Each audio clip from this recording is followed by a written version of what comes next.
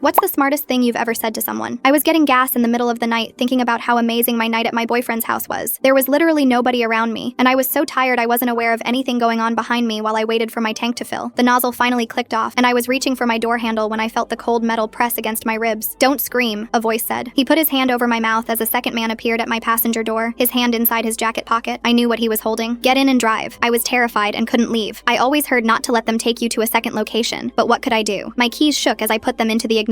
"Please, just take my car. I don't want any trouble." But he slammed his fist on the dashboard. "You're going to drive us west," he said, "all the way to California. You do exactly what we say, and you get to go home. You try anything, you will never see your family again." I had no choice, and I started driving while trying my best not to break down. After an hour, hoping someone would finally notice something was wrong, my phone lit up with Mom's call. I reached for it instinctively, but the man in the passenger seat grabbed my wrist. Let it ring. The missed calls piled up. Mom, Dad, my boyfriend, my sister. Each unanswered ring felt like another step away from my life. By hour 3, my hands had gone numb from gripping the wheel. We stopped for gas again, and the one in the back walked with me to pay, his hand on my elbow like we were a couple. I tried to catch the cashier's eye, mouthing help, but she was watching a reality show on her phone. I thought my life had to be over at this point. Hour 5 brought Dad's 15th call. "Your family's persistent," the taller man said. When we finally pulled into a motel for the night, I could barely walk straight. When we walked inside, I knew this was probably my last chance before something irreversible happened to me. The girl at the front desk was about my age, with purple streaks in her hair and kind eyes. "How can I help you?" "One room," he said. "2 beds." I stared at the girl desperately, trying to telegraph my terror through my eyes alone. She looked at me confused, but then seemed to realize something. I thought for sure she knew, but she just smiled brightly. "Sure thing." And we all stood there waiting for her to get us a key. "You folks traveling far?" "California," the passenger seat man said quickly. "Family vacation." I wanted to scream that I'd never seen these men before 3 hours ago, that my family had no idea where I was, that I was supposed to be home eating ice cream. Instead, I stood there silent while she ran the credit card they'd taken from my wallet. She didn't notice. In the room, they zip-tied my wrist to the bed frame. "We sleep in shifts," the tall guy told his partner. "She tries anything, she's done." However, he told me to take off my clothes. I shook my head no, but he kept persisting. I was screaming inside, but then my phone suddenly started ringing. The sharp beeping made both men jump. "What is that?" He grabbed the phone, staring at the screen. "You calling someone? Police?" But I told him the truth, terrified of what they might do to me. "It's my medication alarm," I said, my voice barely working, but then suddenly it hit me. I knew what to say.